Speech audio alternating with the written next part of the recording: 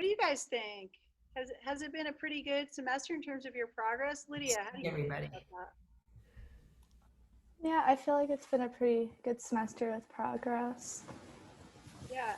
And Sammy, what do you think? Like when you submit videos and talk about, your lesson and have to analyze and create the video, what are some of those benefits for you? I put this in the chat, but this is actually the most I think I've grown in all of my semesters. And this is what, my 9th year of school. Right. In terms of recording, just having to record every week, I think that adds a whole new element of, like, obviously we all know that we're supposed to record, but now you have to record. And then one thing that's been really beneficial in our lessons, at least, is that Professor Simakopoulos will go through our recordings and she will critique them with us live in person. So that way I'm getting that real time critique and I'm seeing exactly what she is seeing live. And then I'm able to do that in my own practice more effectively. Yeah, that's been an interesting thing. So sometimes we'll watch the recording during the lesson and I'll keep pausing it and commenting as I go, which is what we would normally do. So, but anyway, I think everybody's here, including some visitors. I see Elizabeth again, welcome. And I see Nika again. Liz! Hi. Hey! I was like, wait a minute, I recognize her. Ah, yes. Good to see you. Hi, Mark. Mark, welcome. Nice to see you, Mark. Thank you. This is the WVU Flute Studio. And again, guys, if you are part of the studio and you are able, please turn your videos on just because it's better to be present in that way. And so this semester, one of the things that I really wanted to make available to the WVU students was a lot of discussion about study abroad and careers abroad. So we had Dion, I don't know her new last name, Hanson, Jackson, whatever. She and I were both students at IU together, and we both did the Fulbright thing, and we, did that. And Angela Jones-Reus also is a person like that. Patricia Nagel, who we're going to have soon on, is another person. So we're really lucky this semester to have lots of conversation, I think, about the excitement of studying abroad when you're young and frisky and you have the energy and potentially building a life abroad. And so did you want to do that at the end or at the beginning of the masterclass, Angela? We could, I guess, do it at the end just so we make sure we get the playing in and then talk and I'll answer your questions. Hi, everybody. It's great to see you. I'm happy to be here and be spending some time with you all. So yeah, maybe we should do the playing just so that we can then go on to some all this fun European adventure. Yeah, so we can get into flow. So I can't remember what I told you. Did I say 15 minutes per student? Yeah. Okay, so Dustin, you can raise your hand, Dustin. Dustin's going to be your timekeeper. He'll give you a 5-minute warning. Great, thank you. I made you co-host. I didn't know if you wanted to run the videos and talk yourself. Yeah, I can do that. So you should be set, and Dustin, I allowed record. Does anybody else want to be allowed record? Okay, Juan does, okay. Let me move this up. There's my share screen. Carissa, did you raise your hand? No, okay. All right, I think I can see everybody almost. Great. And will you be sharing the scores as well, Angela? Or? Yeah, I can do that. Would you guys rather see your colleagues playing or the scores? It's so weird. The piece that Dustin played, of course, the first time I listened to it, I had the score open, but then I was like, wait a minute.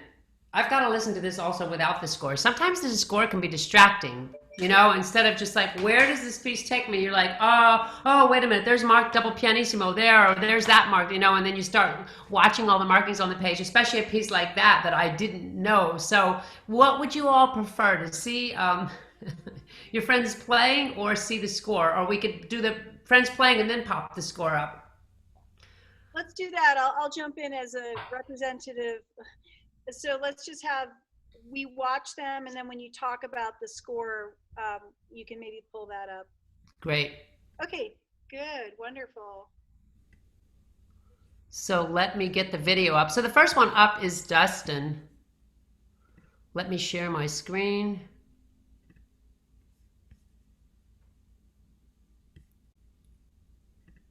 That's what I'm sharing. Takes a second. Can you all see that? Do you see, it froze. Do you see Dustin? Oh, fantastic.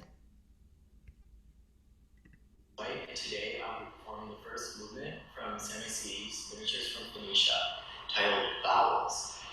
This is currently an unpremiered work that I'll be premiering and recording for my upcoming album.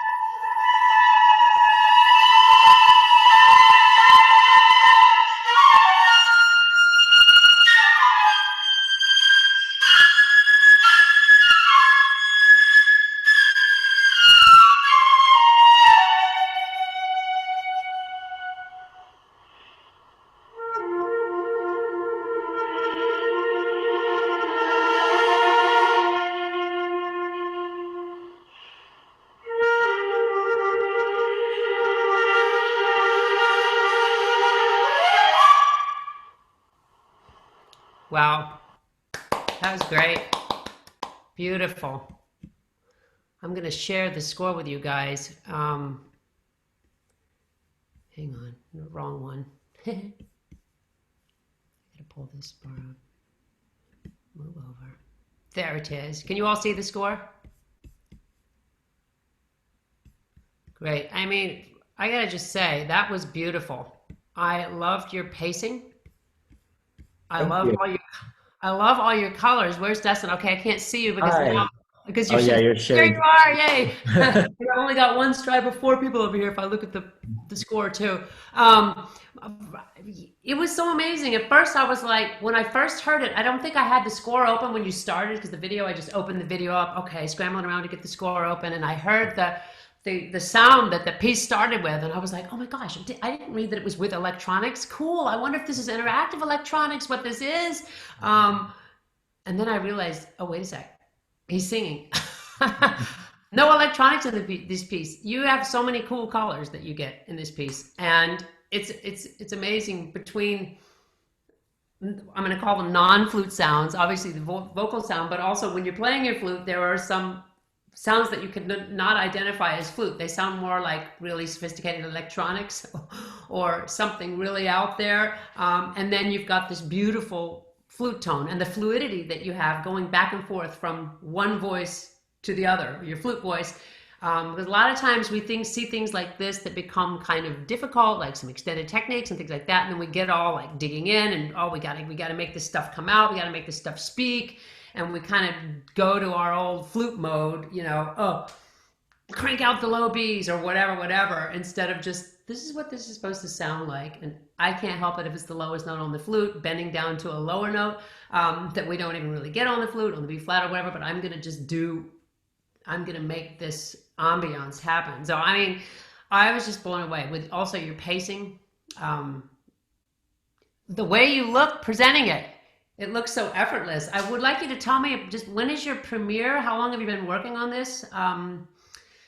You said CD recording coming up. Can you tell me a little bit about all this? Yeah, sure. So this has been kind of a brainchild of mine and Professor Asimakopoulos' since like kind of last semester. I was playing a piece similar to this that was inspired by the Middle Eastern ney flute and used extended techniques. And then we just had the idea to create an album. And so this, over COVID summer, I sent out a call for scores for about a period of 3 months, and I got back probably over 70 scores from people around the world.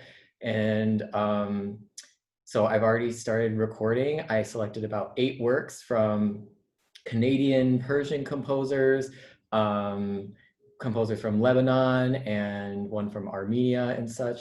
And this particular piece, along with a couple others, have never been premiered, and so I will be premiering them. Some have already been premiered, but not professionally recorded. And so, yeah, hopefully, I haven't recorded this work yet. I still have this and I think 2 others or 3 others to record. And hopefully that'll be coming out in the spring sometime. Wow. Are you a doctoral student? Is this your like capstone project? No, this is kind of, I'm a second-year master's student. So this is also kind of intended as a doctoral applications kind of Wow. article, I guess you would say, or artifact. Yeah, I mean, if you decide to do your DMA, I mean, this would be something I would continue my work in. In other words, it seems like a capstone project, and because if we've already done it, then you will do more of that. But I really loved it. I mean, I don't have a whole lot of stuff to say about what you're doing. I think you probably play it better than anyone out there right now at this given time. How long have you been working on it? I mean, this semester, I got the score back in probably like June, but I hadn't started, or selected the particular scores that I wanted until like late September, mid-September. Yeah. So. And I'm assuming most of them didn't have recordings for you to listen to. So you basically had to pick it out through trial and error and practice playing it yourself. Yeah, I've had, I think, 1 lesson on this with Professor, and then a lot of it is just kind of interpreting and helping me get away from the notation sometimes, because it looks pretty wacky, and yeah. Well, like when I look at line 14, I mean, normally someone would sit here and try to figure out what all of this is. Well, any of it, but something like that. I mean, you can obviously see this descending line and just play kind of like the melody of the notes, but then what are we going to do with the rhythms? But the composer states that it can be relatively free, which is kind of crazy because you've got such distinct notation. But yet you're able to take your freedoms with it. I mean, a couple things that just sort of stuck out to me, because when you build going up to bar 13, and then you come back, that's a building, this crazy sequence comes back down to bar 17, and then bar 18, you take a nice pause between there, and bar 18, you begin again. And it's like the first calm after all of the, I guess that's kind of like the one of the high points of the piece, I guess. Then later on kind of picks up again. But I'm wondering if you might want to not build so quickly there. It felt like the sound got relatively intense relatively quickly on the second note. When you played your grace notes leading into the second beat, already there was like a lot of sound and it got more and more intense. And I'm wondering maybe to keep us down in that place where we're back down calm longer, and so that the development to the fortissimo in 20 will just be more of a surprise to us, and it won't be so intense so suddenly. That's one thing that stuck out. Yeah, I noticed that too. And by the way, we're about at the 5 minutes left for till we have to move on. But thank you. I think I noticed that listening back to it right now too. I was like, pretty loud there for pianissimo. You know, well, I mean, it's just the way you, excuse me, Nina, what we... Yeah, I was going to say, because with your work in the orchestra in Germany, did you guys end up doing a lot of recording? I'm wondering if you have any insight or tips for Dustin, even in terms of the mentality that the process of recording takes, you know? We didn't do lots of recording. I was not with the radio symphony orchestra they were recording. It's just that the mics were always on. It wasn't necessarily a recording session. I have done lots of various CD recordings with Stuttgart Chamber Orchestra, with my orchestra, Stuttgart Philharmonic, Berlin Philharmonic, recording in that way. There's a recording like, okay, now we're making a record, and a recording as in, hi, the mics are on, TV's here, have fun. But I guess you're talking about the one where we're making a record. Let's sit down and make it happen. Is that correct, Nina? Well, actually, what I was thinking more of was just the pressure and the kind of focus that it takes. So it could even be that little lone mic that happens to be turned higher during your Daphnis solo. Yeah. Right, exactly. Well, I mean, you know, and it's one thing being alone. You, as a solo flutist on this work, you have no one else to depend on. And the thing in the orchestra is really crazy is because you can think, okay, I'm gonna give 100% every time, but there's always this thing knowing, there's no way the first take will be taken. But you never know that. There's always somebody else. You're almost at the end, all of a sudden some horn cracks. I shouldn't say that too loud. My husband's a horn player and he's downstairs. I don't want him to hear that. But then some horn cracks, and it's like, no one, when the horns crack or something goes wrong like that, no one's really paying attention to what the flutist is doing, whether that was your favorite take or not. Obviously, during your Daphnis solo, that might be something they're going to heed. But for me, putting the pressure on, saying it's got to be perfect, it's got to be perfect, it's got to be perfect, that doesn't, I don't like that. That doesn't work for me. That doesn't lend itself to me really getting into the mood of what it is I'm doing. So I always try to be well prepared, obviously, technically, knowing, having done my homework, knowing I am able to execute this. I don't have to think so much about all the technical aspects. Obviously, you're there with this piece. I can hear that. So that I can free myself up for the recording, even if it is the Mendelssohn Scherzo, the last bars of the Mendelssohn Scherzo. Yeah, that's not as wild and free as fun as this, but in that moment, you've got to be able to get into for me, I've got to be able to get into the musical aspect of that, and know I've done my homework, I can do this, and not be focusing on, oh, the microphone's on, and just trust myself that the music is going to be the thing that's going to save me from this crazy situation, and always being able to go back to that. It's the same thing as in an audition, instead of this thing where, oh my gosh, if I make a mistake, it's all over now. Well, yeah, in hindsight, when you win an audition, chances are you did not make a mistake that day, but that's not like the way that works for me going into it.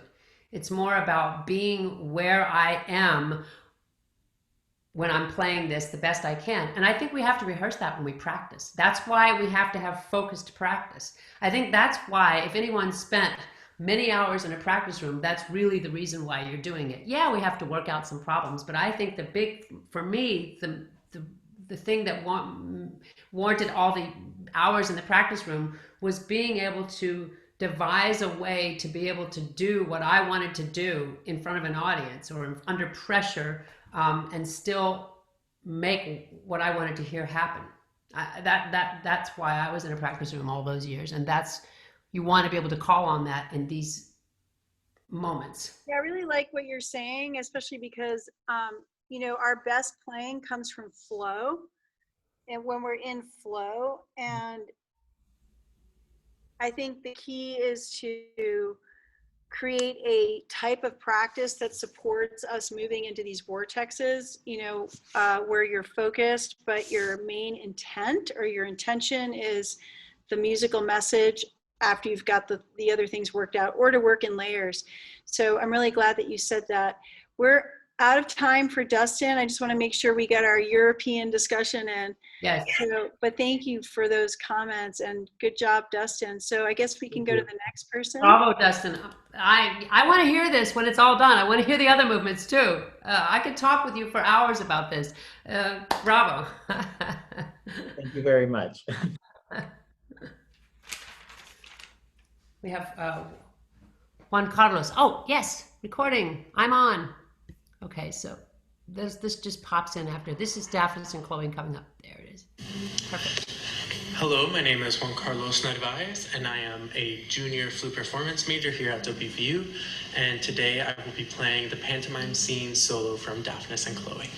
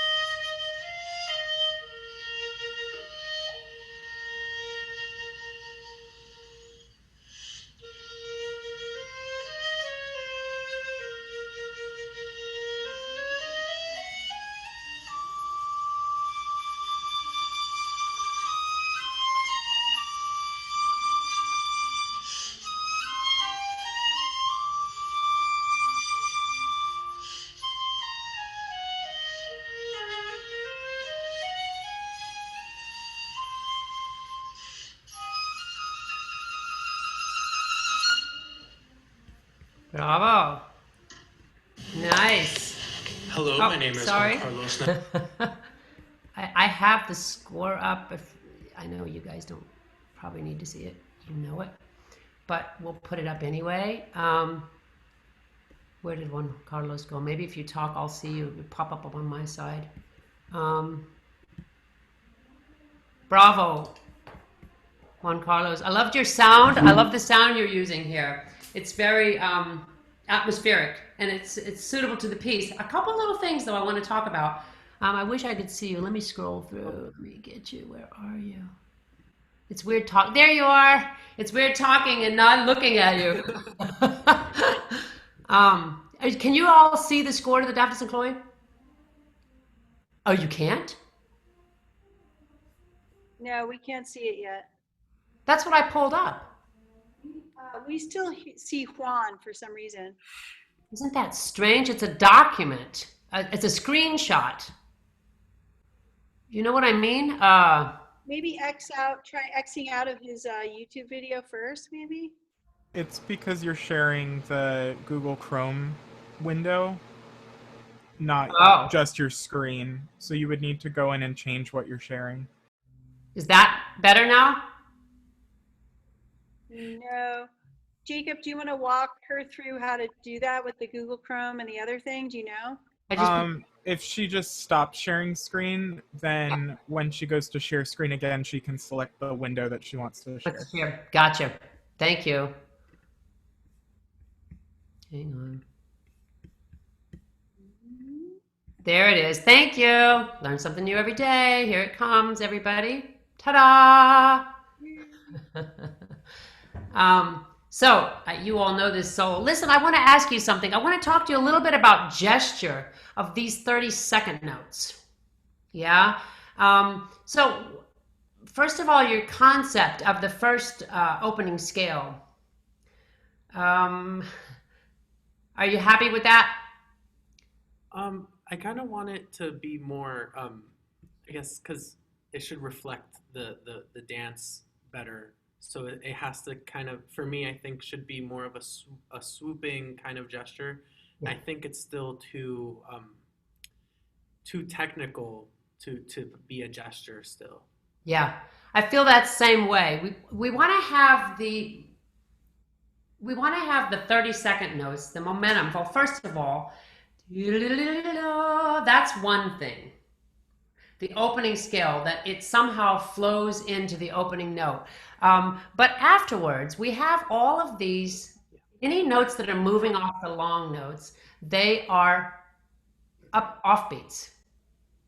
So the question is, do we want to go, is it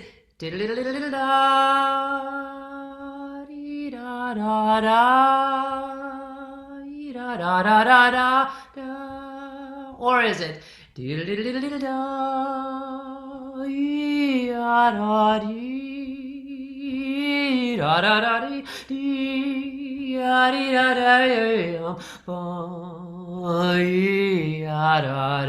hear how that's going?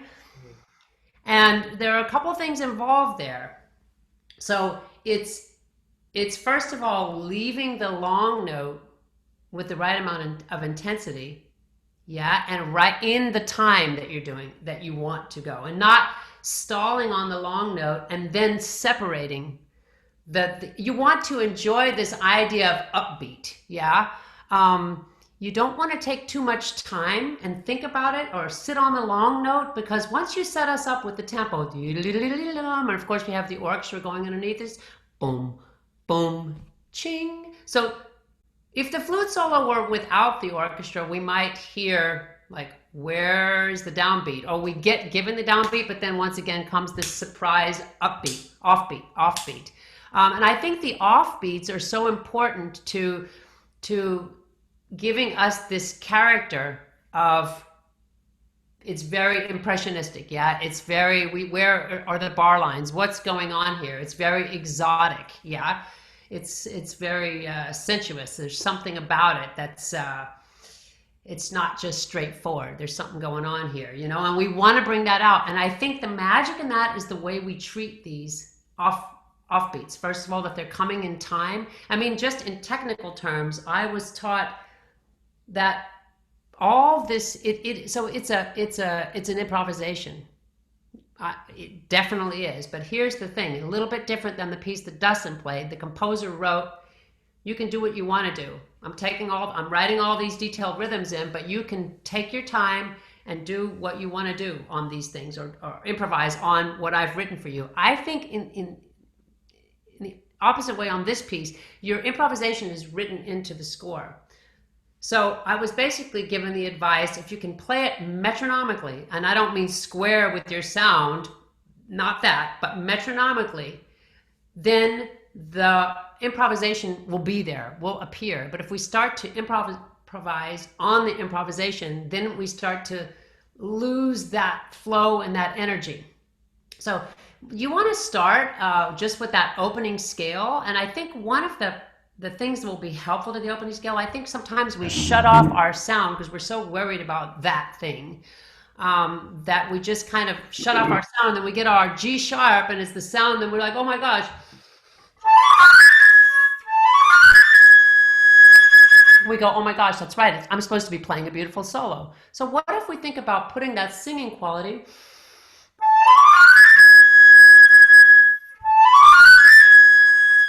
into the scale right away? So that vibrant quality that you want to have in your G sharp, have it already in your scale, and try to really hug every one of those notes. Okay. Love every one of them.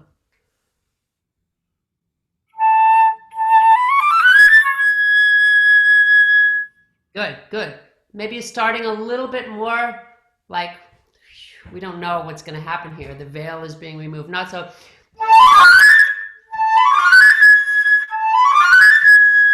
a little bit more, let it develop a little bit more.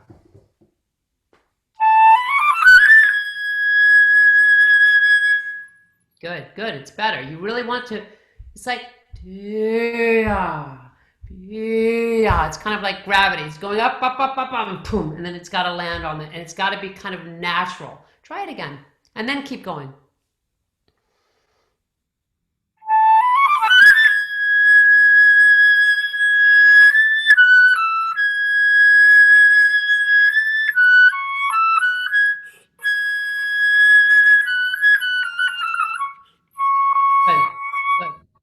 So let's talk a little bit about those offbeats. So how we're going to handle those. So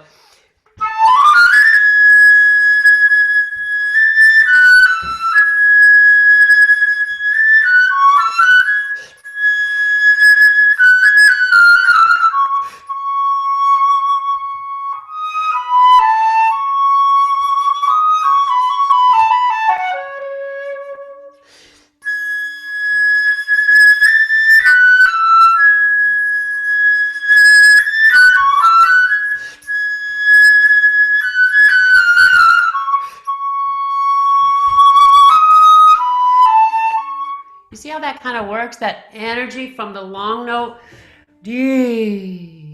like a wave every time, you know? See if you can try that a little bit more. Try to think in time off the long note and a little bit, just float on those upbeats and then fall back into your downbeats. See if you can do that.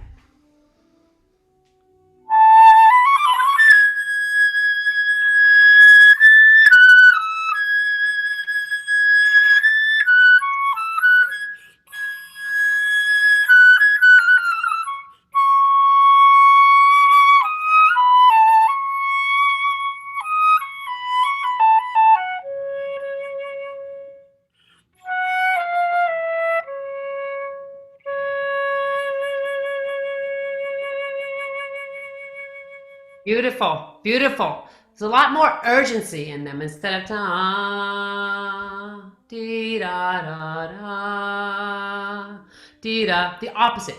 Da, yeah. There's a lot more urgency. You keep our attention also. We're like, what's coming next? You do some move and then we're watching. We can't take our eyes off of you. When you do that, you know, but the other way, it's like it stalls between the long notes. And there's always this little trilogy, the G sharp, G sharp, G sharp. It's always in threes. C, C, C, B, B, B. You know what I'm talking about? Yeah. Yes, yes. So we really want to keep that alive between there. And that's something that's very important. One other technical thing on that upper scale, that the introductory scale, I guess the D to the E sharp is one thing, right? So maybe if we can, a fingering issue, if we can try to slow that down. That's the first trap. The first, everything that's in the left hand is beautiful until the right hand has to join in with it, unfortunately. And then what I like to think about is once I've gotten over that hurdle, so D, E sharp, and then, okay, E sharp to F sharp is sort of tricky, but not so tricky. But now grabbing the G sharp and slowing the G to the A. So in my mind,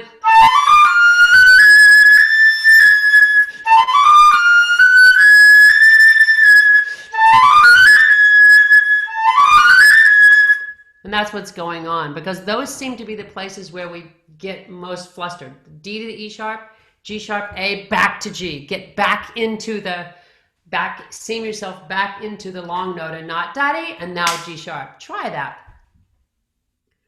Just slow.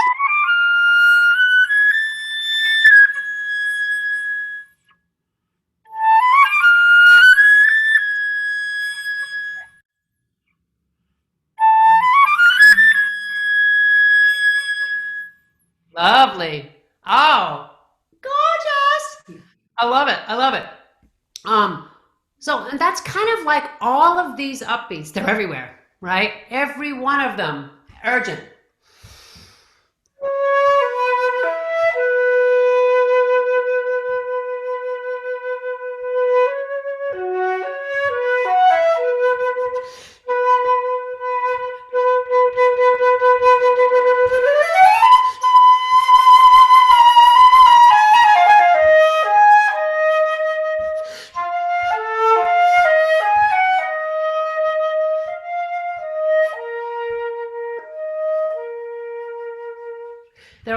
place, everywhere. So you want to make sure that those guys, it's bubbling there. That's where it's effervescent. That's where you're floating. You're lifting off your chair and back down. Let's try that from 177. Always keeping these upbeats urgent. Get the breath in time. Yeah, after 177.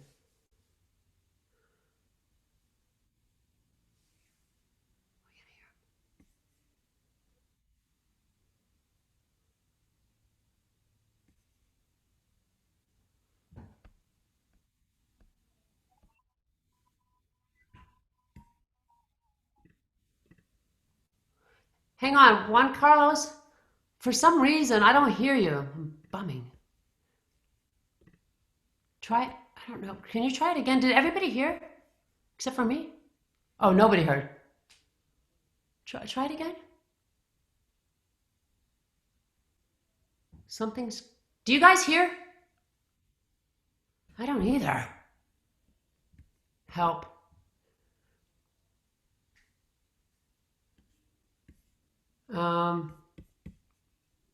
Does anybody have an idea why that happened?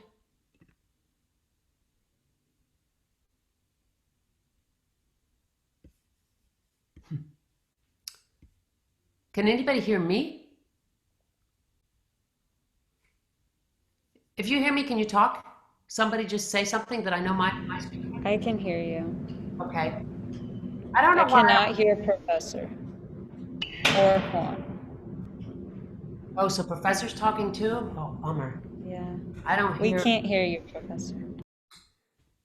The heck?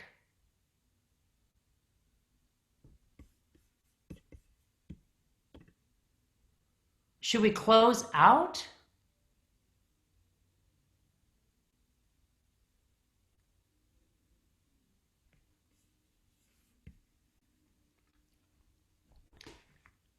Dustin, can you hear me? Angela? Yeah. Saying in the chat to maybe stop screen sharing. And that might fix the issue. Okay. You guys know the score anyway. Let's try it. I have one here in front of me anyway. Here we go. No. Okay. Can you start We again? still can't hear you, Professor. Uh-oh, me neither. Oh, can you hear me now? Yes, we can hear you now. It's quiet, but I yes. Can you hear me now? It's quiet. Yes.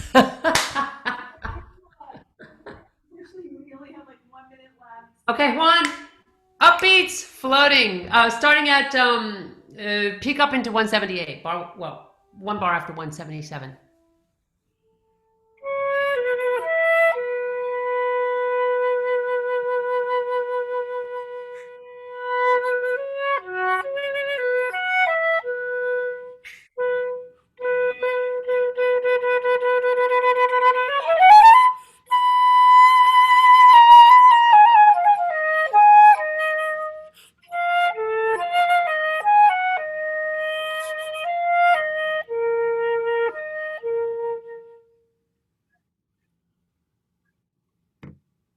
Oh, now I can't hear anything. Uh-oh.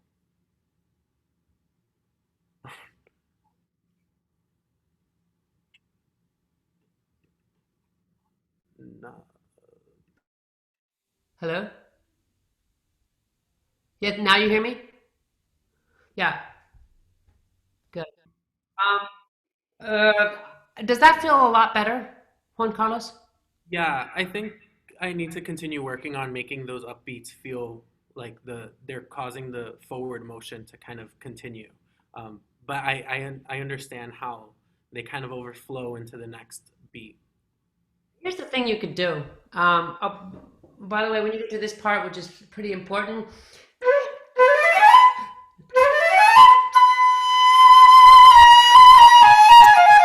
really make sure you're singing on every note. Can keep that. Don't lose the.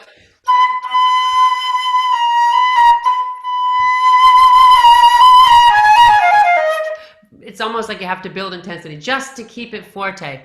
Don't let the audience fall yet. So we are out of time. suggest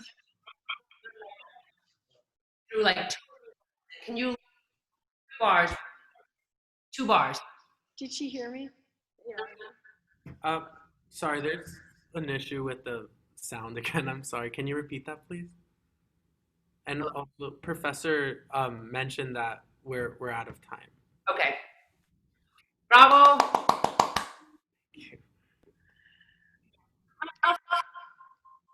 Okay, you can mute yours. So, Angela, can you hear me? You hear me? Yes. Okay. So that was really inspiring. I have to say, I love that idea of taking a fast string of notes and like, I love how you said hug the notes and really finding the notes to sing on. And I think it was funny because Juan and I had a lesson today, and did we not talk about upbeats? We talk about upbeats, right? I think we just forget about upbeats all the time, you know, and I think Daphnis is, you know, just, it was great that you brought that whole upbeat dimension out. So thank you. So I was wondering if you could start by giving us like a quick kind of bullet of your life in terms of where you're from, where you started, who you studied with, how you got to Europe, where you played, and then you and I could go into some discussion about Europe, and then we'll open up the Q&A time. That sounds. Now I'm finished doodling around on the flute. So, can you guys hear me? So paranoid now. Anyway, not really paranoid, but you know what I mean. But so I was born, and I won't go through all my life, but this is an interesting thing because I was born, and it kind of comes to a full circle. That's why my little Europe Fulbright Europe excursion goes to this. I was born in Germany to a German mother and an Italian father, and I was in an orphanage and adopted by American military. My father was in the military in the Air Force in southern Germany, Ulm, and I was adopted out of an orphanage in Ulm on my first birthday and lived in Germany a couple more years with my parents on the military installment there in Ulm, and then we moved to the United States where I was raised then. And my father being in the military, we moved every 1 or 2 years. And so I moved around, and we stayed in the United States. So I never went back to Europe after that. Studied flute privately. You know, I started flute when I was 12, whatever. And then, you know, private lessons and bands and just moving from band to band. My college education, my bachelor's degree comes from North Carolina School of the Arts, where I studied with Philip Dunnigan. Who has been retired for a while. And then I went to Juilliard and got a master's there with Julius Baker. And then comes the fun part. Well, not that that wasn't fun, but I got a Fulbright and I went to Italy. Decided to go to Italy on the Fulbright. There was only one music scholarship to Italy. And most of my friends had gone to Germany, but I wanted to go to Italy and I wanted to check it out. I had been to Italy a couple times on a summer music program that the North Carolina School of the Arts ran, and I loved it. So I wanted to go there, and that's what I did. And I stayed in Italy. I started working. I did a lot of like Vivaldi concerti and Ibert and concerti recitals and concerti. I was playing with Jeunesse Musicale, which is was touring with piano, playing recitals, and then I started playing with orchestras, and then eventually joined some regional orchestras in Perugia, which is central Italy, and which is the capital city of Umbria. And I also then moved to Bergamo, which is northern Italy, near Milano, and I was the principal flutist of Orchestra Stabile di Bergamo. That's what it was called at that time, and that was a regional orchestra. And a lot of my friends had been up in Germany, and they stayed. You know, back in those days, we went to Europe on the Fulbright, I don't know, a handful of us, and we ended up staying. If you apply for a Fulbright, don't tell them that you want to stay if you even think you want to stay, because that's not a good thing to do. You should tell them you're coming home. And all the great information you're going to bring with you, because that's part of your project anyway, your proposal, to tell them what amazing stuff you're going to bring back to the United States. Well, I had a little time in Europe. I stayed over there for 15 years after my Fulbright was up. But anyway, I'm glad I did. I had no idea all that was going to happen, but there I was. And so I decided to go up to Germany and take some auditions. And funny thing in Germany, the first round of an orchestral audition in Germany is based on the first movement of one of the Mozart concerti. That's it. And it's usually just the exposition. And there's not usually a cadenza asked for, because you're barely lucky to get through the exposition if they like you. And then you might play the exposition of a second movement. And then it moves to second round based on that. Unlike here in the United States, they generally ask for excerpts and all these variation, or maybe your piece of choice as well. You'll play a Mozart or Bach and then a piece of choice and then excerpts here in the United States. In Germany, it was all about Mozart.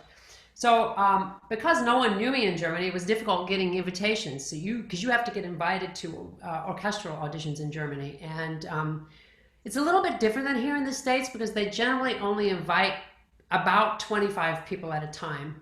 So you can imagine they don't hire the first time either. I mean, the job that I played for was open probably about a year and a half before it got filled, which is probably good for me, because they'd heard a lot of people. They were like, what do we do now? We'll take her. No, I'm kidding. I think they invited all the Germans, and then some European nationals were like, okay, she's left, this crazy American living in Italy. Okay, we'll invite her. No, there were about 25 people there that day. And here's the difference, and I know why they only do 25 people at a time, because the entire orchestra is listening in Germany. It's not like a committee like we have here in the United States. And back in those days, we're talking about late 80s, early 90s, this was, none of the stuff was behind the curtain. You just waltzed out there, and the whole orchestra was sitting there, so you're sitting there playing for about 100 to 120 people going, hi, guys. In some ways, that's nice, because it's like a real performance, whereas the curtain is sort of like, this is not cool. But in a way, the curtain's not cool. I guess the curtain can be cool in some ways, but in other ways, it's really nice to have people, especially if you feel like they're digging it, what you're doing. But anyway, so I finally started getting invitations. It took about a half a year before somebody would invite me, because no one knew me. I had nobody in Germany to write a letter for me going, this is my student, because I'd never studied there, so there I was. But I started getting a couple invitations to some smaller orchestras. And I went and I played 4 auditions. I played great, I thought, my first round of Mozart, but I didn't get through second round. And I would call my girlfriend, who was in Frankfurt at the radio orchestra at the time. She was an American as well, Fulbright scholar. And she said, listen, it's the Mozart. You are basically not getting through because of the style of your Mozart. So she advised who I take lessons with. I went and had lessons with Matthias Perl, from Norddeutsche Rundfunk. He passed away a couple of years. I was just going to interject on the Mozart thing, and I'm looking at Lydia because we had a big Mozart year last year. But I've told a few of the students that the first year I was there, Meisen and I spent the entire year on the Mozart G major concerto. I mean, I learned other pieces, but the detail of how you're going to turn it and where you're going to taper, and I just can't even imagine you getting to the second round. Yeah, right. You can't get to the second round without really studying Mozart with a master of Mozart, So just the fact that you eventually, it was good that you took those lessons, but they know how to do Mozart there. I'm so glad to be able to talk with somebody, your professor, who's been through the same thing, because most people are like, well, what are you talking about? It's like, well, it's a lot of things. Most of it has to do with articulation. Clarity or non-clarity of articulation, just like the language. My friend in Frankfurt, she goes, Angela, you sound like this. Hi, I'm Angela, and I'm going to play Mozart concerto for you. She goes, they're expecting you to sound like this. Guten Tag, ich bin Angela Jones, und heute werde ich für Sie Mozart-Konzert in G-Dur spielen. Oh dear, how do I do that on the flute? Dustin, your composer friend, knows all about this stuff. But when I was reading the stuff about the piece that Dustin was playing, oh my gosh, it took me back to Germany, all that articulation stuff. Of course, no one explained it in that way, vowels, consonants, sort of, but this whole idea of the articulation, that was the main thing. And also, like you said, the tapers and which note gets the weight and why, and the structure. We were kind of just taught to do what feels good. And so then it almost sounds like Leonard Bernstein wrote it. Dun, dun, da, da, da, dee, da, da, da, da, da, but that's like, oh boy, Germans won't like that, And there's a reason. So I went up and had very intense lessons for an entire week. The mornings we would work like 4 hours in the mornings on the exposition of for movement 1 and the cadenza, and then the exposition of movement 2. And then in the afternoon, we'd work about 4 hours on excerpts. He said I was the fastest person. I was 26 years old, so I'm not a kid now. The time is running out. In Germany, if you don't have a job by the time you're 30 years old, if you're not in an orchestra, which I was already in an orchestra, so a regional orchestra in Italy, sort of counts, right? You know, by the time you're 30, you won't get invitations anymore. So for me, it felt like calendar running out, even though it had just started for me, because I wasn't really thinking about trying to audition in Germany until I was around that age. So, which is late, because a lot of Germans get their jobs when they're like 22, 23, fresh out of conservatory. So he said, "You're the fastest student I've ever worked with, Nina. We worked on dee dum da dum dum dee dum bum, probably 45 minutes. I have all of this stuff on cassette tape, and I need to find a way to get it over to something else that I can share this with people." Amazing stuff. Needless to say, well, one funny thing is I had to play this concerto in Poland, like as a real being paid soloist, a week before the next audition that I took, which was for the Stuttgart Philharmonic. And I had my two ways going. My way, playing it by memory, of course, you know, and going up to Poland, you got to get your, you know, talk about concentration. You got to do what feels good to you and your space where you are going to be, you're not thinking about stupid things like mistakes or memory mistakes. You're in your zone. Well, and then I had my German thing that I had to do a week later, going to Stuttgart and trying to get through a first round once again. So I went off to Poland and played it my way. It went great. Of course, the Germans would have just been like, "Oh my gosh, disaster." It went great. And then 5 days later, I played the same concerto in the German style in Stuttgart. And well, I won that job, but I didn't win it that day.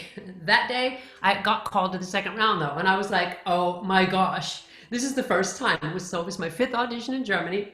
After all this Matthias, all these lessons with Matthias, and I made it. I had packed my flute up. I was gabbing with the others, drinking coffee, gabbing with all the other people applying. There was an American there, by the way. That's maybe the person you were talking about. But anyway, and then they go, "Okay, and now to round 2, we would like to call back Miss Jones." I wasn't Royce at the time. And there were like 2 other people. So only 3 people get invited back to the next round. And there we were. And I was like, "Me? Oh my gosh, this is a first." Anyways, it turns out they ended up stopping the auditions that day. They didn't pick anyone. And then I came back and auditioned in December with them. They invited me back. The flute group was indecisive as to what they wanted. Of course, the entire orchestra votes. The conductor only gets a vote too. He has a veto though. He does have a veto. But he only gets 1 vote when he's voting. Everybody in the orchestra, the last chair viola, the first chair, whatever, you name it, everybody gets 1 single vote, concertmaster, whomever they are. But of course, if the flute group is sort of indecisive about somebody, they're not going to override that. So then the orchestra just says, "Okay, we're going to stop the process today," and that's what happened. And I ended up coming to sub with them once in September, and then I played again in December and won the gig. And that's what happened. And this little recipe worked. Oh, So- sorry. I love these stories. Are you guys enjoying this? Shake your hands. Like, it's so exciting to hear about people's journeys and the challenges and the funny quirkinesses of like being in another culture. And, you know, of course, we have multiple cultures here in the United States. You definitely do not need to travel abroad to experience cultural diversity. And that goes for musical ideas. So it kind of makes me think of like asking you what you feel like if you had to pick 3, because I'm sure there are more than 3 characteristics that you think that we need to develop as, you know, students that would prepare us for the experience of being abroad and the experience of being able to collect everything we can while we're there, and like not fit in, but actually not have a bad time. Because I have a lot of friends who went to study abroad in they were homesick and miserable, and that wasn't me and that wasn't you. Really, we liked it a lot. And so can you think of some characteristics that you would encourage us with, or perspectives that you think that we should expand or grow in, so that if some of us do want to study abroad or deal with other cultures, whether here in the United States or elsewhere, you think are important for musicians? Well, you know what I mean. The funny thing is, a lot of you do this already. I mean, just by the nature of the connections we have, even though they're not. And let's forget about COVID. I'm just talking about in normal life connections, like the physical connections we have. But we also have this whole through Facebook and all of these things. I'm sure you guys all have friends on about 10 different continents. I mean, I can just guess. So we're already kind of doing that, but. Sometimes when you go to a foreign country, especially, I would definitely say, and this is a very obvious, stupid thing, but to really be able to not be afraid to speak the language, even if you make mistakes, first of all. I mean, the thing is, like the Germans all speak English. So they will answer you back in English until you one day prove to them that you can speak German as well as they can English. And then they'll shut up. And I'll never forget when that moment came, I'm like, yes, I'm in. Because you have to fight. They will want to answer you back. The good news with me was I met my natural mother. In 1980, when I went over there, when was it, 86? I flew to Europe. I went to Europe.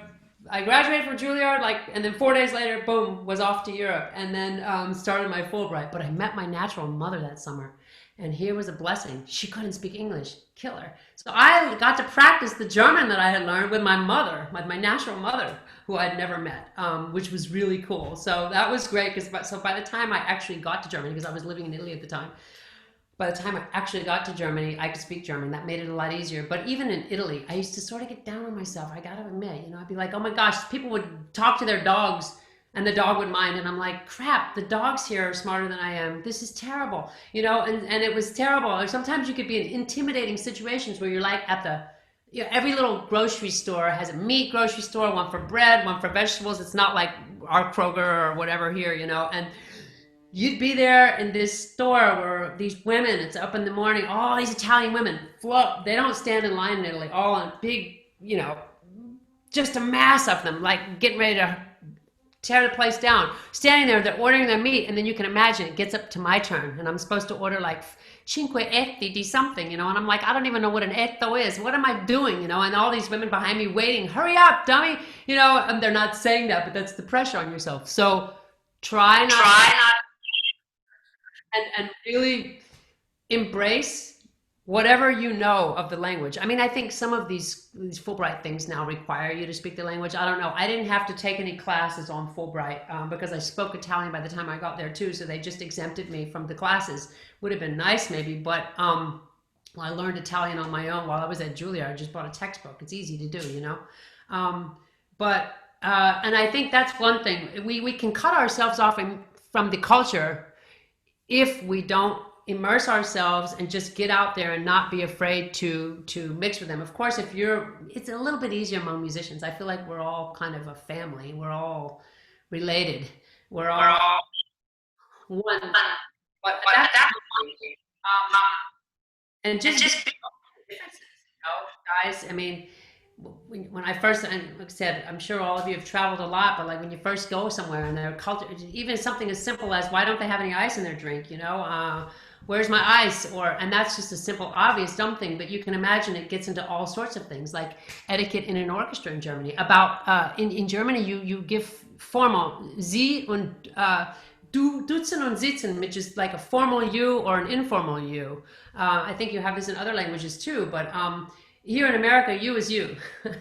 It's just you is you.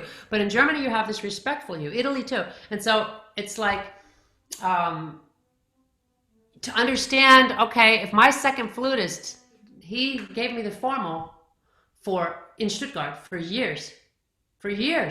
And then one day, I mean, it wasn't years, but I'm going to say 2 years. It felt like forever because I had gone through my trial year with him. I mean, there were several second flutists, but the main one I'm talking about, the older gentleman, he didn't he didn't. I had to wait for him to say, "You can say you to me now."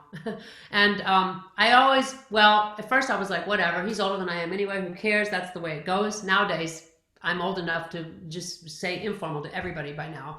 But back then I wasn't. And I waited. One day we're on tour in Asia or somewhere, and then he just dinner time. We're eating, having a glass of wine. Puts his hand out. Hello, ich bin Klaus. And I was like, oh my gosh, I got chill bumps.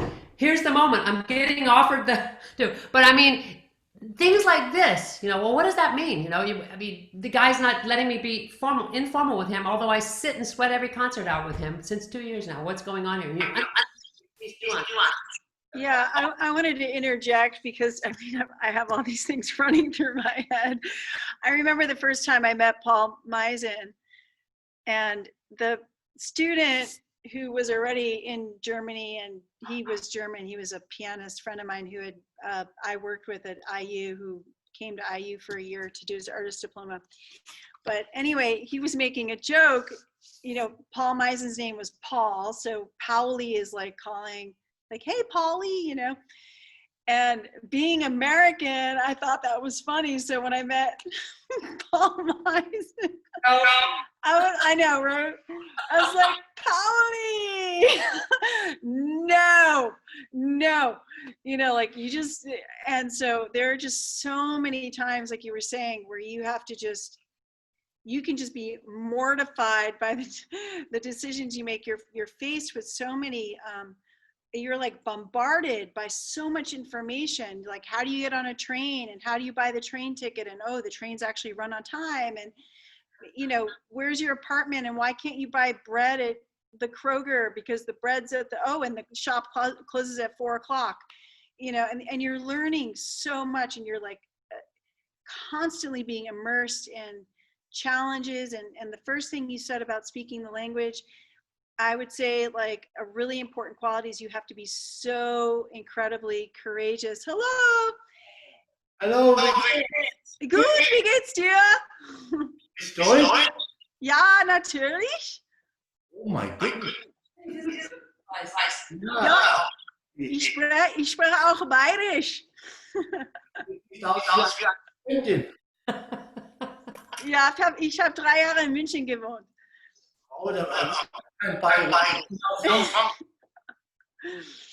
I can't really hear very well with the mute situation. But anyway, the main thing is like courage is such a big one, being able to like be so courageous as to walk into a grocery store and actually order something. Or also being flexible with yourself. I remember once I ordered dessert, and everyone at the table laughed, and I was like, why are you guys laughing? And he's like, because you ordered desire. I was like, I did? So you're constantly making mistakes, you're potentially falling on your face, you're frustrated, you're tired, you're confused. It's extremely overwhelming. So courage, tenacity, all of the things that we're learning in college, right? Just dealing with homework assignments and preparing for lessons, and finding ways to rest. So anyway, I had to jump in with my Pauli story, because I was, after like 2 months of living there, I was just so embarrassed that I did that. I mean, I did something similar. I didn't do Pauli, but the name Severino Gazzelloni, the famous Italian flutist. He's like the Galway of Italy. He's also, in the meantime, passed away. That was long ago. But he did a summer class in the Chigiana. Carol Winston studied there, Chigiana Institute in Siena. Anyway, and that was my first thing, like officially with some big flute guy, and I went there for 6 weeks, and I immediately went up to him and asked him if I could give him the informal as an American instead of addressing him with formal. And all the students there, here I was, this American little show off, may I do the do with you? And he let me do it. But today I look back and go, I would never do that. I still refer to my teacher at Juilliard as Mr. Baker. Mr. Dunnigan too, my undergrad teacher. He's like, why don't you call me by my first name? I'm like, Mr. Dunnigan, I just can't bring myself to do it. And that doesn't mean if you call a teacher by their first name, you don't have respect. But it's just the way, it was the time and the generation. That's all I want to say. And just having asked the Severino Gazzelloni if I could give him the informal, now I shudder at something like that. Polly! Yeah, no, it's just so embarrassing. But anyway, I think we should open up for questions because we have students who maybe have never thought about studying abroad. This, like I said, this is our second, hopefully enticing. I want you guys all to get the bug. Can you tell? Because we need to get out there. And I think your 20s and early 30s are a great time for that. But let's open it up for questions. We should probably make an order. If you could just raise your hand if you have a question. So we have Jacob, Ethan, and that's it, right? 2 people? Okay, so Jacob, you go first. Ethan, you go second. Hi, this is not flute related, but I'm currently learning German, and I was wondering if you could go into depth about your language learning process, so either for Italian or for German, as well as like things that you would have suggestions in terms of the language learning process. Yeah, I mean, I think everybody's different in that way. Oh, by the way, that man that appeared was my souvenir that I brought home. A souvenir I've been married to for the last 25 years. My German souvenir that I brought back from Europe. But I think everybody in that reminded me of him because he learned English. He didn't really learn English that much in Germany, and he learned English without really referring to books or anything, just by hearing it. And that's not the way I operate. So I think everybody's going to be slightly different in this. And of course, back in the day, those days when I was learning Italian and German, so we're in the mid to late 80s. We don't have all the fancy schmancy stuff you guys have these days. It was, you guys have such cool things online. I used to have that Berlitz. I think Nina's gonna know that Berlitz course that had those cassettes in it. Woof, woof, il cane.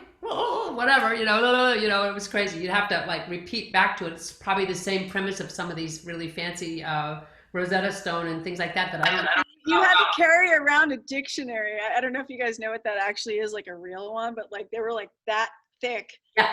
And the binding would fall apart and you were like holding your dictionary on a train in Europe.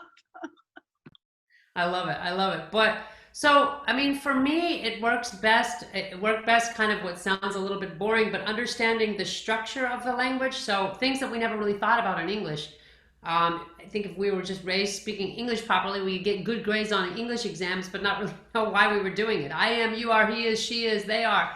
Like, we wouldn't have gone, I is, I mean, it's just because we heard it all of our lives. But in European or in any language, foreign language, you can easily go, I is.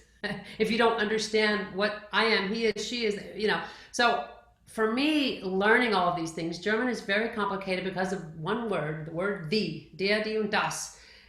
This article is, first of all, that we have that is terrible. And then depending on what you do to that article, whether you pick it up or throw it or look at it or, that changes. So that makes it very complicated. And I wouldn't get hung up on that though when I go to Germany, if I'm starting to speak the language. Just that was the blessing of my mother, because my mother had to take what she got from me. Obviously, you have to understand your ability to write and understand listening is going to go much quicker than your ability to actually communicate yourself, to speak it. So you'll be able to understand even the news, maybe. I mean, that gets complicated, but before you're going to be able to actually start just saying it. So making those connections also with, even if I didn't talk a lot in the beginning in Italy or something, just listening. She just used that past tense. She did that. They did this. Oh yeah, what the plural of that? I was constantly firing these connections in my mind. And I'm not saying, I don't know if everyone does it like that. That's what works best for me. And I think the grammar is really important, and that resonates for me because we don't study grammar as much in the United States. We sort of do, but when you learn a foreign language, what's interesting, what can happen is once you learn one foreign language, if you learn it grammatically, like the other ones start coming like this, right? Because now you understand, I have to conjugate a verb. There's a thing called a tense, first tense, past. Some of them have genitive and these weird tenses. So I would just piggyback on that by saying it can be very difficult to learn a foreign language if you're not in the country. And so it's good that you guys are in classes doing that. And if you have like Stammtisches or like these clubs where people meet on Thursdays and they like speak the language at the lunch table, which I don't know if that's happening with COVID. But once you get to the country, I can like guarantee you that your ability to learn the language is going to accelerate, because you're going to be like seeing signs for the bakery and smelling the bread. And Absolutely. so let's go to Ethan's question. Thank you. Hi, I was just gonna. Can you hear me? Okay. I was just gonna ask if you could go into depth a little bit on your actual Fulbright application process, because I'm just kind of wondering, like, how that went for you personally. So I was at Juilliard when I applied for that. So I actually just walked my thing on my application over to the UN, and I applied. I don't remember applying through the school, because I remember just walking my application. If I can recall correctly, it was due in October. Is that when the applications were due? Yeah, and so I just turned it in at the UN. So what did that involve? I do have to say, I applied twice for a Fulbright scholarship. The first year I was rejected. The second year I got the Fulbright. And I'll tell you, I copied the exact same application, all the written stuff, all except changed the dates. I copied everything. Basically, they wanted on a 9x11 sheet of paper typed, so relatively small font. I'm guessing you have pretty much space, but not too much. Tell us who you are and why you are, what made you, why you, who you are. That was basically the question I remember. And then the other question was my proposal, what I want to do when I was there. And then, of course, just the basic things about yourself. But the most important thing, the most crucial thing to me was the recording. I changed it. You have to submit a recording. I think it's still like that today, of yourself. I had also gone to Italy, and I also think this is required today. You know, it's been a while since I've had a student audition for Fulbright. These days, I think they require that you have a teacher over there that says, I am going to work with him or her if they get the Fulbright. Back in those days, having that letter, which I did have from 2 Italian flutists, I had a letter saying we will work with Ms. Jones if she gets the Fulbright. I included this in my application, though it was not required. And I eventually applied to Italy to be at large. I did not want to be affiliated with a university. I was studying with a flute player up in Milano, the principal flutist of La Scala Milano, and then another flutist who was doing a lot of contemporary flute, and that was my project anyway, contemporary Italian music and new American music. So that's what I was doing. And but I ended up doing all sorts of things then. I traveled a lot to Germany. I went to France. I went different places and heard master classes. I used my Fulbright, because you earn money when you're on the Fulbright. So I used that money to do other things and get myself out there and travel and go play in as many classes as I could. And I always got into these things. So because you basically show up to a master class, and at that moment, it's different than over here. Here you apply as an auditor or a performer. There you just go, and in that moment you stand up in front of the class and audition, and he goes, I'll take you, I'll take you, I'll take you, take you. The rest are going to listen. Fine, either way, you're a winner, because you're going to learn whether you're playing or listening, you know. But so I did a lot of that. But so the application process, the first year I had recorded a recital live, just recording. And I remember, when I think about that recording, I remember one time it went to mono and then back to, it was old, you know, nothing fancy like we have today.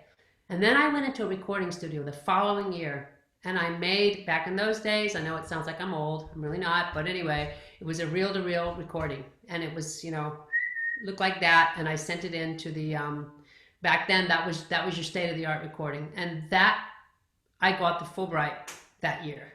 And I really believe the quality of that recording had a lot to do with my getting or not.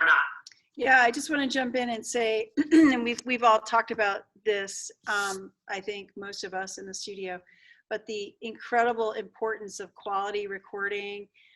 You know, with COVID, we're looking more at now how we set up our screens for our lessons, you know, like, and just really caring about the whole presentation, how you're dressed, your deportment. not only your playing, but preparing to record. And that's why I asked the question for Dustin on, Dustin's behalf, because it's a whole trajectory. It's not just now I'm going to make a Fulbright recording. It's like a process for building your resume. It's a process for mindset. It's a process for courting the teachers, like sending them recordings of yourself, getting online lessons would be the way you do it today. In Germany, like I asked Paul Meisen if he would accept me and write that letter, but he couldn't, because over there the system is you show up with 250 other flute players and you're not accepted in advance. You like have to audition that week and get the slot. And so I got the Fulbright. They flew me over there, and then I didn't know if I could stay. Yeah, Because I had no idea if I was going to get accepted into a studio, and there were literally 250 people who auditioned for his 2 slots. It was very stressful, but the courting process is really important, like to court the teachers, to establish advanced relationships, to go to master classes, to get over there and show that you have an interest in international experience if possible, and that you are studying the language in advance, that it's not just a flute that you're going to apply for, but you're dedicated. Yep. Do you have any closing thoughts there, Angela? We should probably wrap up in 1 minute here. About about anything? I mean, I think it's a wonderful experience to go abroad, anywhere. There are other things besides Fulbright scholarships. There are, even just conservatories over there. School doesn't, in Germany, in Europe, it doesn't cost to go to school. There's very minimal fee. Of course, you have the living expenses. If you didn't win a Fulbright, I wouldn't just stop at Fulbright. And I'm not up on all of the things that are out there. I'm sure there are lots of things I don't know about, but exploring all your possibilities for that, because, it's not just one way. There are lots of ways that it can be done, even if it's just for 6 months or whatever. But, as your teacher was saying, preparing, and really something that you plan for, and it's not just, it happens on a whim, but something that you really are thoughtful about. Like, okay, let's say you're going to go over there for 6 months and study with somebody, really making contact with this person, get your name out there, make contact with this person. That's easy to do now online these days. Boy, Facebook or wherever, you can make contact with these people or write them at their schools or whatever, and then just start the whole process. What is all of this going to involve? This change that I'm going to have to make, and that I want to make. I think it's everybody should do it, and not necessarily stay for 15 years, but just to get.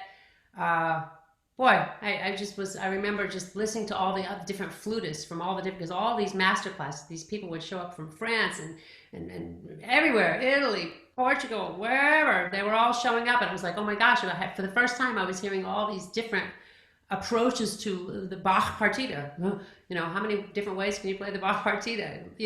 Of course, millions, but to see that all live for the first time was in different tone, approaches to tone and articulation and all these things we've talked about. It's so eye-opening to realize there's not just one way. It just helps you really confirm that there are just so many things out there, and we can sort of get in our own boxes, and there's so much to be learned from all of that diversity. Yeah, and just to kind of wrap up here, even though I don't want to because it's so fun, that you don't have to, that perspective is not just for Europe. That's just the way you should open yourself up to life, and look for opportunities to do master classes and summer festivals in the United States, or jump in on master classes that are currently online because of COVID, or use Instagram and Facebook to make connections and listen to other flute players. And we live in such an amazing time. This is the awesome time to be on the planet. Artists have the opportunity to travel, create their own art, create their own CDs like Dustin's doing, and like I hope others of us in the studio will be doing soon. And the thing that it takes is like an inner direction, a vision, and I think more than anything, it takes courage and humility, because you're going to fall on your face, you're going to embarrass yourself, you're going to whatever. And it's just about like moving forward and letting what is in you that wants to emerge, and finding the support and the environment for that. So I wanted to thank you so much for this way too short masterclass and discussion, but you've been such an inspiration, and just thank you so much for joining us today. This was so fun, you guys. You guys are amazing. And I look forward to hearing all of you again one day. I'll keep my eyes out. And have a great rest of your semester. And thank you so much for having me. It was a pleasure. Thank you so much.